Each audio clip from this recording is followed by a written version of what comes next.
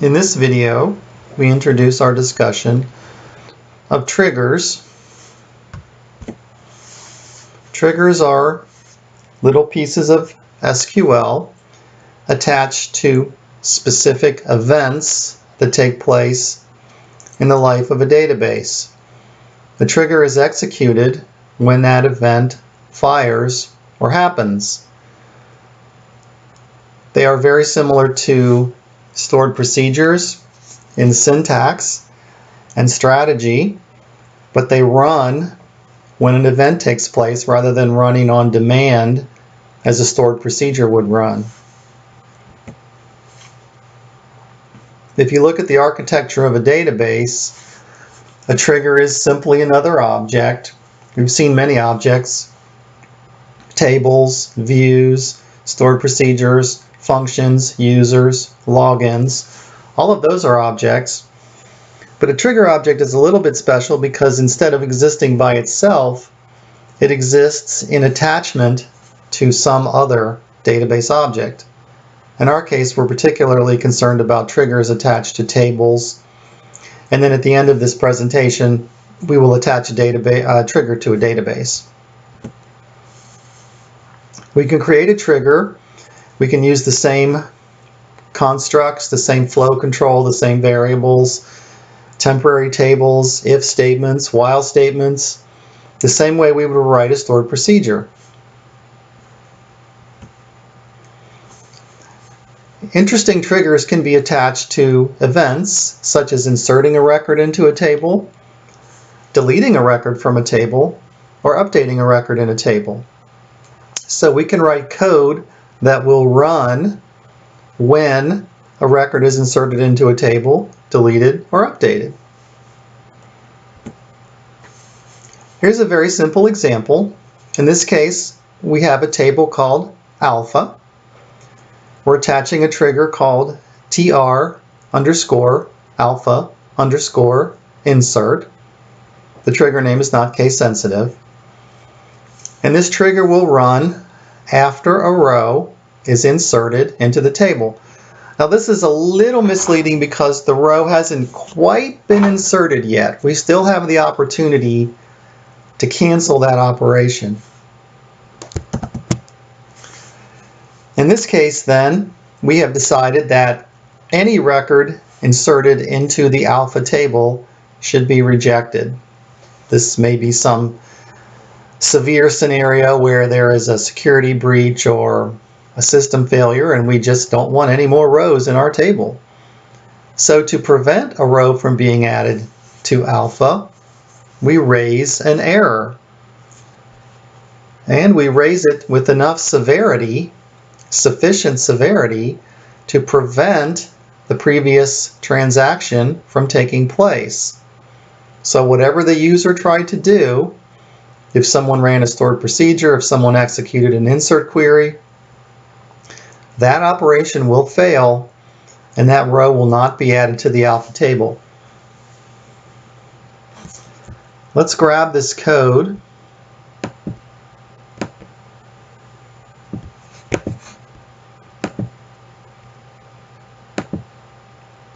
And let's go back to SSMS, new query window. And let's execute this code. Now before we do, we like to know where we are. So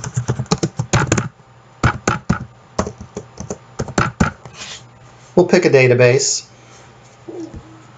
And you may see already there's a problem with the squiggles, but we'll do this anyway.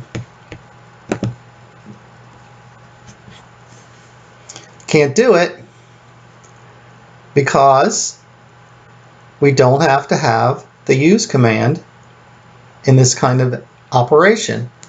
Let's just comment it out. We don't panic. Now we can't do it because there's no table. I'm just simply demonstrating the fact that the trigger cannot exist without the table.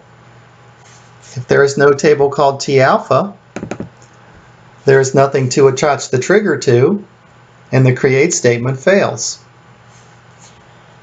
So none of this code got added to a trigger which didn't get added or attached to the table.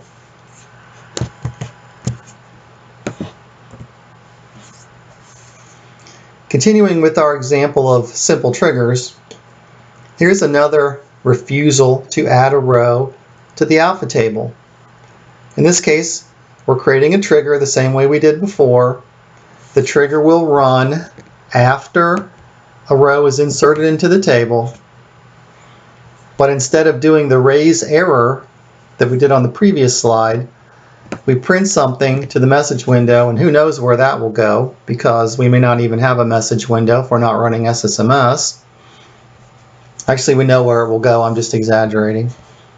And the way we refuse to add the row is to execute a rollback transaction statement. Now, I would encourage you to look back at the previous slide and investigate the difference between raising an error in this scenario and rolling back a transaction in this scenario.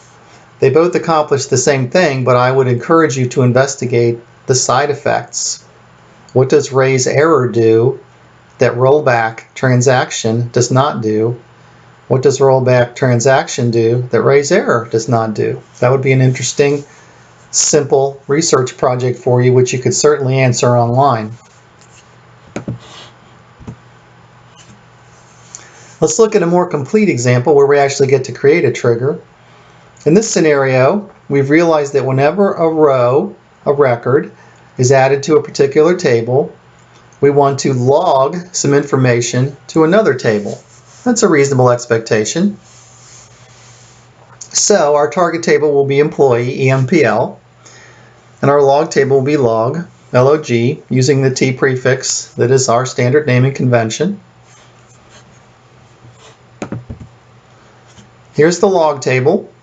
You're encouraged to grab a copy of this code and execute it against your database so that you can follow through this example.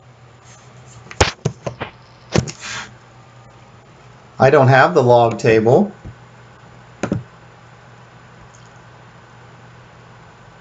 so I will execute that code.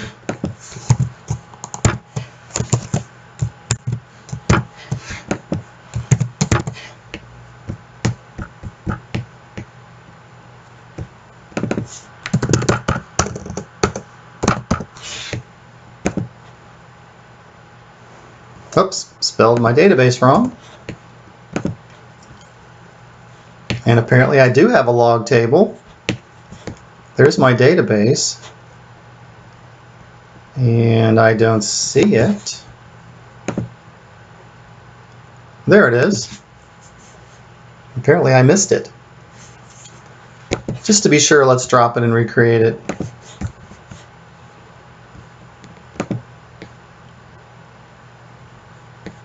Run the code again.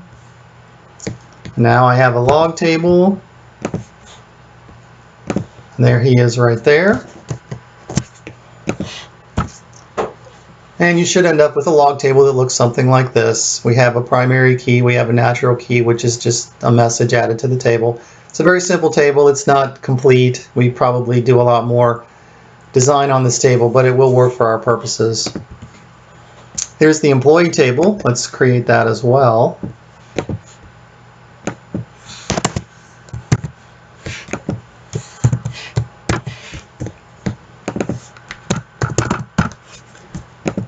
Now this logic will drop the table if it doesn't already exist, and then recreate the table from scratch. Let me just go back one and notice that this didn't have that logic in it. So when you created the log table, if it was already there, you would get an error. If it wasn't already there, it would create it for you. All right, back to SSMS. I can take this out, clean this up a little bit, drop the table, create the table, execute, and refresh. There's my employee table. Now I have employee and I have log. I will verify, nothing up my sleeve. There are no triggers attached to the employee table, but we will be adding a trigger shortly.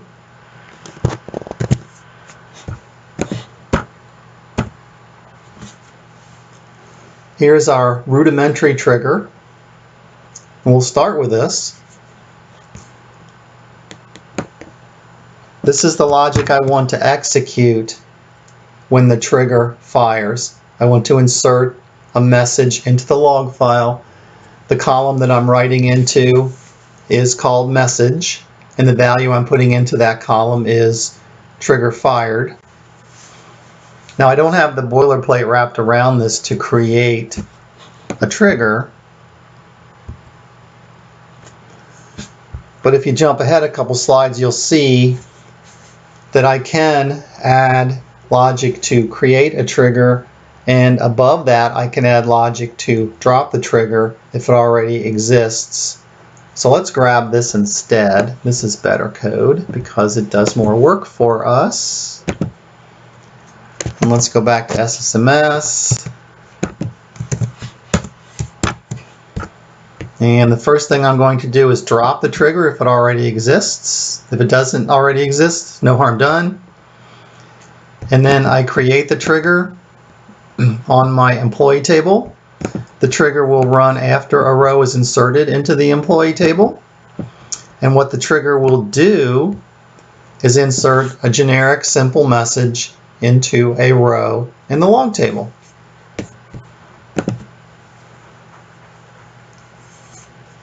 Oops, I made a mistake because I highlighted this code and that's all that ran. That's why I got one row affected. I didn't think that looked right. Be careful that you don't highlight anything when you run a script. There, that's what I expected. That creates the trigger, attaches it to the employee table. Now if I go over here and refresh,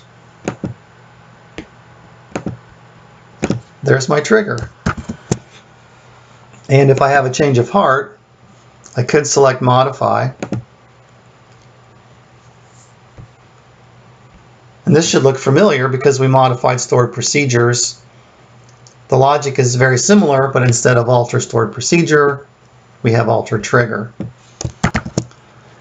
I'm happy with my trigger. I don't need to alter it, so I will close this tab. Now how's this going to work?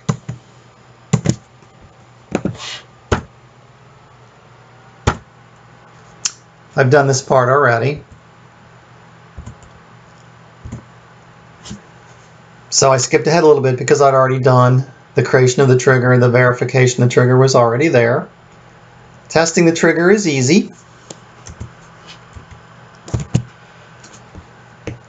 I'm going to be even more lazy. I'm going to grab the text editor in SSMS on the employee table. There shouldn't be any rows in here because I just created the table. And I'll put in an employee, 007. That row is committed to the table, and nothing else apparently happened, but behind the scenes, the trigger executed. We know what the trigger did. It wrote a row to the log file.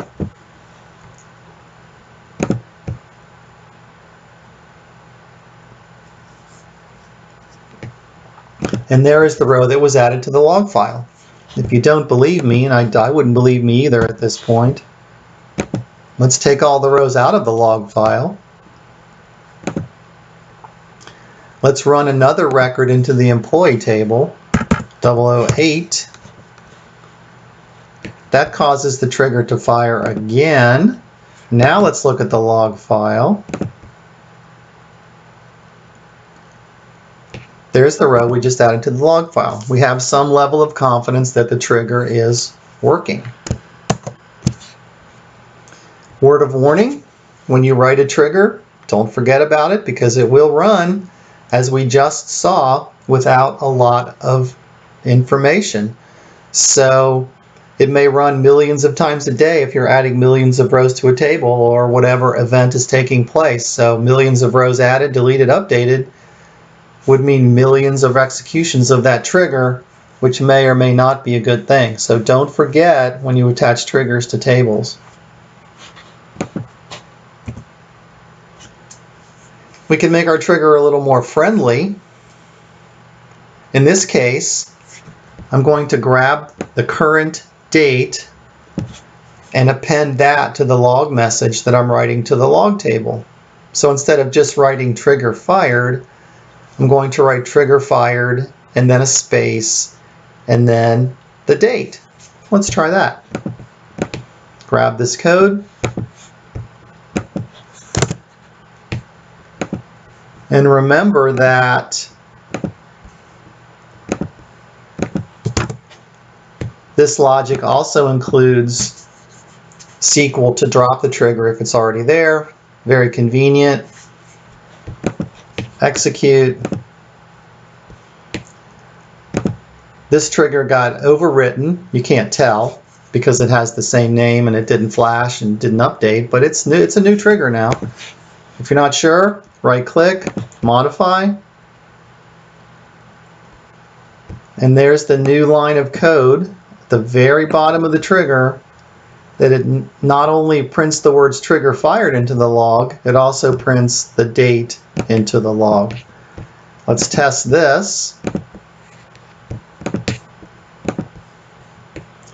by adding a row to employee.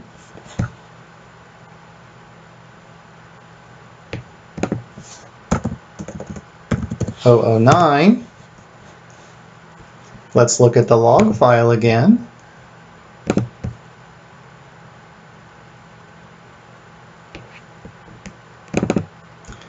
And there's the date and time added to the log message. The trigger did that work for us when a row was inserted into the employee table.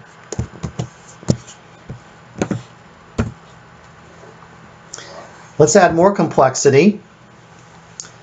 When a trigger fires for certain operations, a cursor is created. A cursor is a temporary data set. You can think of it as a table. These tables are specialized because they contain the results of what happened to cause the trigger to fire. Insert, delete, update. We can look at that cursor inside the trigger logic to see what is going on that predicated that event. So we can examine the row that's being added to the table. We can add the row that's being deleted from the table. And remember I said earlier, we are doing something after an insert. Well, we're really not doing it after the insert. We're doing it during the insert because we still have the opportunity to cancel or roll back that insert operation. So saying that the trigger runs after the insert is a little bit unclear. It's more like running during the insert or maybe right near the end of the insert operation. So in this example, we're still attaching to the insert event of the employee table, but we're looking at the inserted cursor. Inserted is a key word. You cannot change the name of that cursor. It is populated for you with the row that's being inserted into that table. Meaning we can query that row and grab the new employee name and use that in our log message, which is pretty neat. So the row that SQL wants to insert into the table is available to us inside the trigger.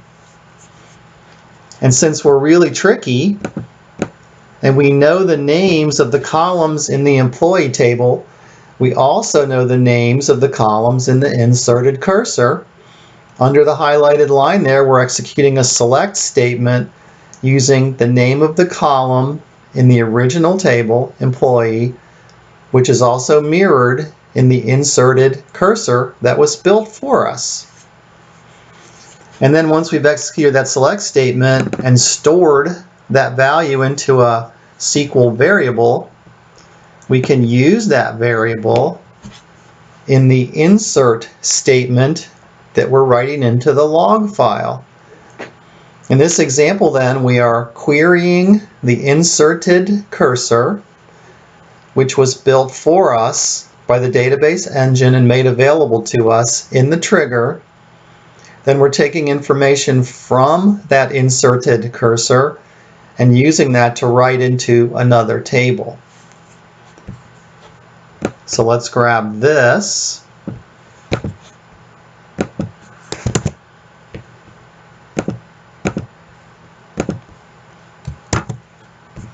And remember, we're dropping the trigger if it already exists, which in this case it does because we've already created it. And then we're recreating the trigger. So let's do that. And remember, I told you that the inserted cursor mirrors the structure of the employee table that triggered this event. Well, we added a landmine for ourselves because there is no last name column in the employee table. So there will be no last name column in the inserted table. I built this in here to show you what could go wrong if you make an incorrect assumption about the table to which that trigger is attached. We can fix that easy enough. If you look in the employee table, you'll see there's EMPL, but there's no last name. Let's just go in and modify that table. And let's put last name in there. Let's type it right. And let's make it 50.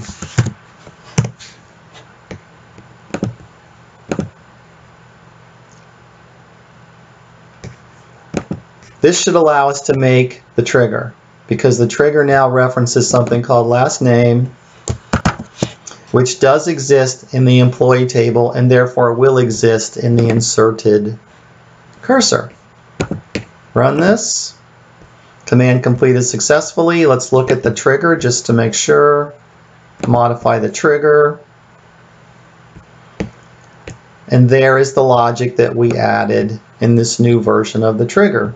It references a field called last name from the inserted cursor, and the inserted cursor is built to mirror one row in the employee table. It all looks good. Let's test it. Bring up the employee table again. Let's add another row. 010 for the employee number, and then last name. Again, we don't know if the trigger ran because there are no outward signs that it ran, but we can tell that it did by looking at the log table.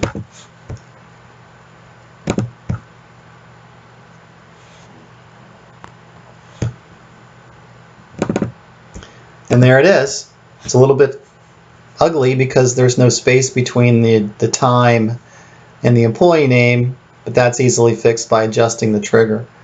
So we've demonstrated how to use the inserted cursor in the logic of the trigger, and we've demonstrated that the inserted cursor is populated for us by the database engine right before the trigger fires, allowing us to look at the contents of the row that wants to be added to the employee table, that wants to be added to the table to which the trigger is attached.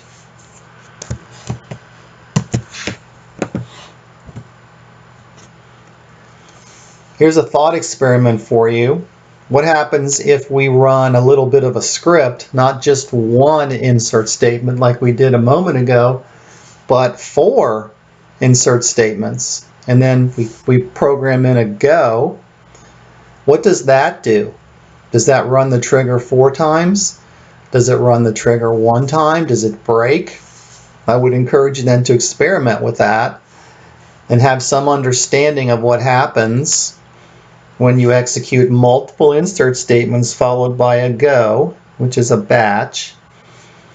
What does the trigger do, and what does that do, if anything, to the database?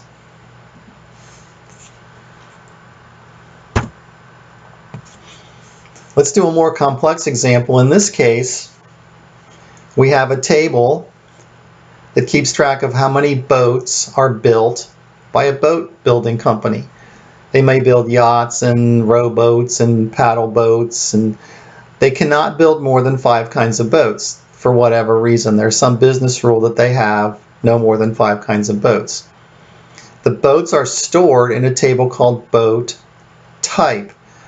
Now looking at my database, I have boat type, and it has no records in it. Okay, not a problem. In the next slide, I'm going to give you the boat type table, Control A, Control C, and you can, as you're following along,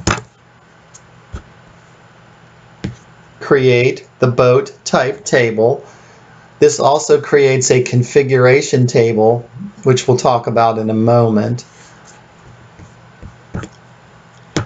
We'll change this to reflect my database. And this will fail because there's already a boat type table. So I'm going to drop that.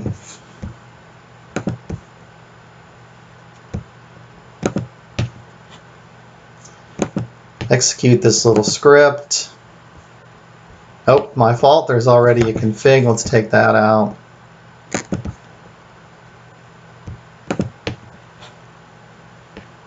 Now execute my little script. And there was already a boat, but that's okay. I'll just leave the boat there. And then the one row affected is that it created the config table. And I refresh the tables. There's config, and there's boat type.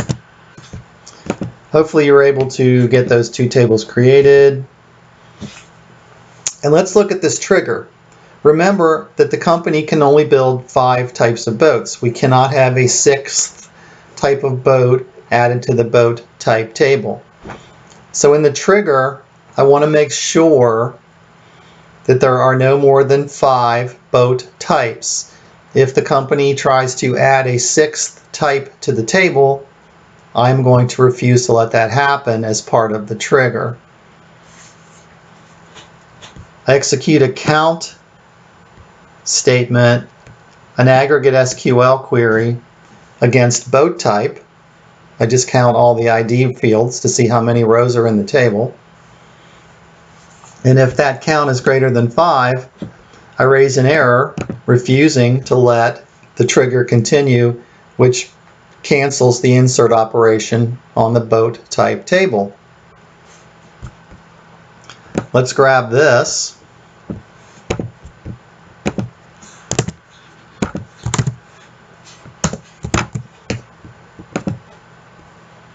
Command completed successfully. Let's verify the trigger is there. There he is. And it looks like it did in the slide. If the number of rows in the boat type table exceeds 5, we execute a raise error statement, and that refuses to let the insert operation continue, therefore preventing anyone from putting more than 5 rows into the boat type table.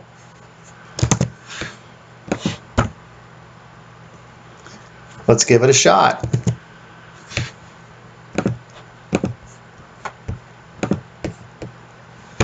We'll just use SSMS to make this easy for us. Edit the boat type table. And let's put in some boat types. Yacht, 1. That worked. So far, so good. Rowboat, 2. So far, so good. Dinghy, 3. I don't know a lot of boats. Destroyer, that's 4. And what's another type of boat? Sailboat. That's 5. Now this one should fail. Submarine. When I attempt to commit this record, it should run the trigger, and the trigger's already run 5 times, but this should be the time that gives us the problem because we can't have more than 5 rows in this table according to the trigger. And there's our error. Look at the error message. Comes directly out of the trigger. Only 5 boat types are permitted. So we can communicate back to the user by raising the error in an appropriate way.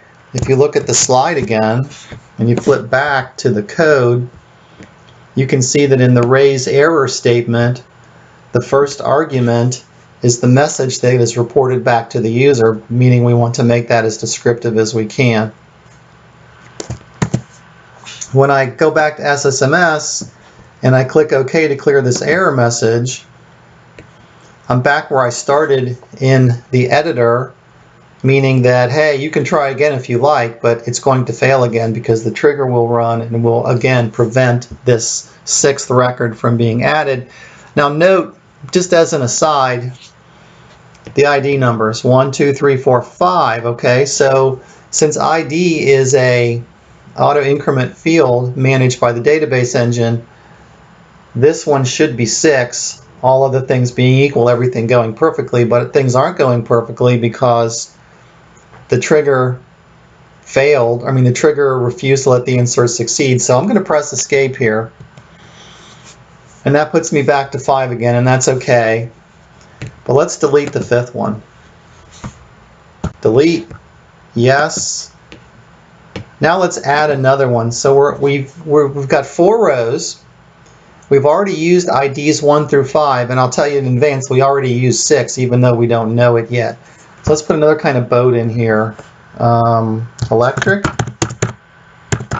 boat. 7. So even though the 6th record did not get added to the table, it still consumed a boat type ID due to the nature of the way auto increment fields are managed in SQL Server. Not a big deal, because we don't show that number to the customer. It's just a surrogate key that we use for our purposes for creating foreign keys in other tables. But it is interesting that we will never see that 6 again, because it got used even though the record didn't get committed to the table. And then this, of course, is going to fail when I try to add record 6 again. Kaboom.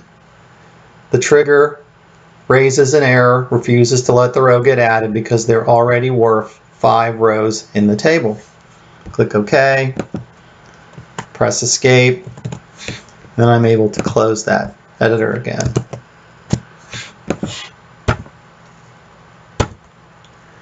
And this is great. Everything worked, pretty well understood, but I have a glaring problem in that the 5, the number of boat types I'm allowed to have, is hard-coded permanently into the SQL. We also refer to this as a magic number because in a week we won't know where that number came from. Instead of coding in a magic number, instead of hard-coding a digit into the trigger, we should put that into a table and make it data-driven, because it would be very problematic for the boat company to change that 5. They would have to go into the trigger and reprogram the trigger. And the customer makes boats. They don't make SQL triggers. So that if they called me one day and said, we've changed our business rules, we now make 6 kinds of boats, I would have to get into their system somehow, whether remotely or traveling there, edit the trigger, and then test it again to see if it worked, which would be an expensive operation that I really would feel guilty billing them for. Instead,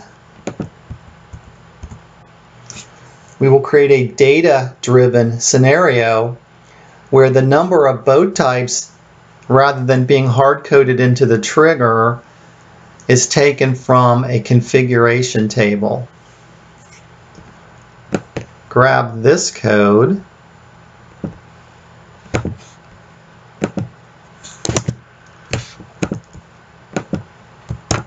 paste it into a query window. Before we run it, let's look at the config table. So bring up the config table in the editor.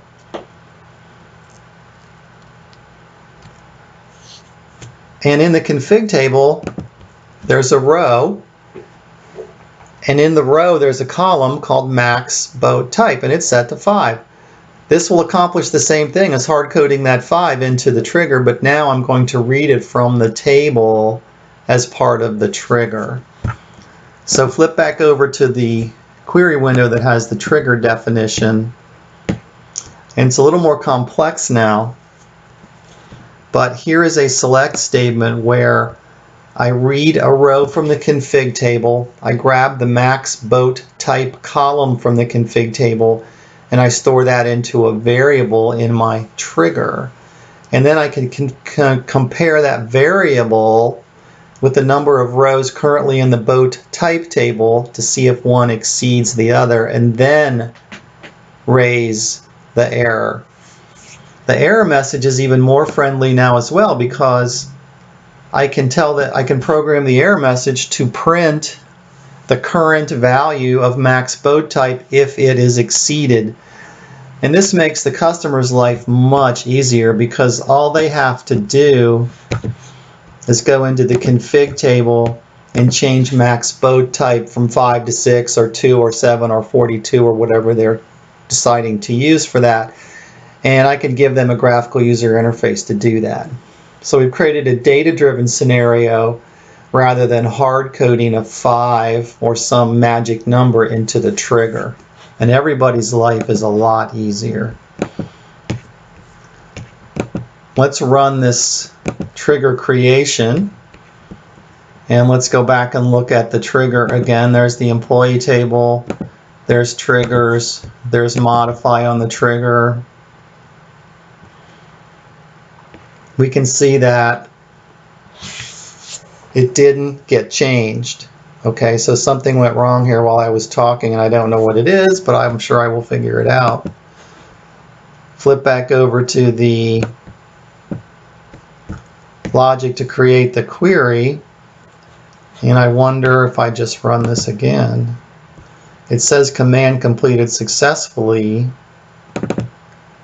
but it's creating a trigger called boat type limit trigger, so I may have gotten ahead of myself.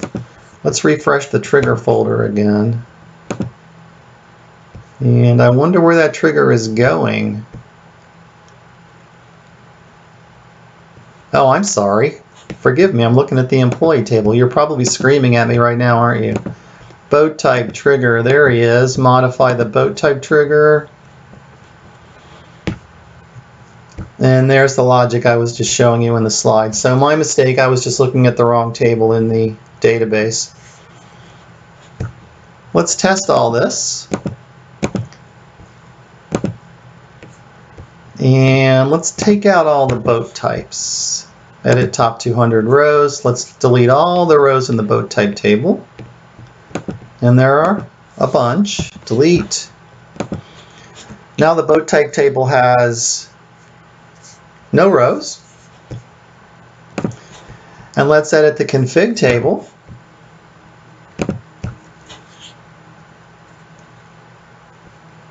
Let's say that they can only build one kind of boat.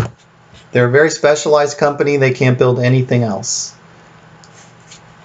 Close the config table. Now let's go back to the boat type table and let's try to add more than one row and see what happens.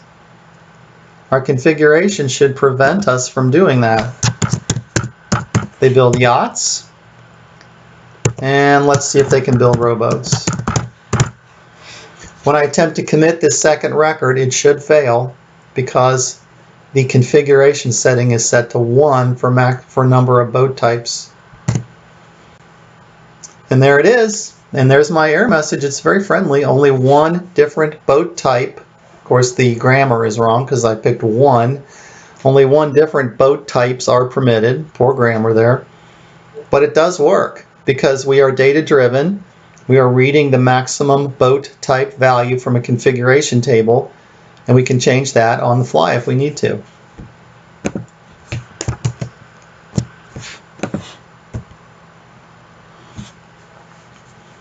The last thing we'll look at is something that could really get you in trouble or really save you if you're in big trouble already, is putting a trigger on a database.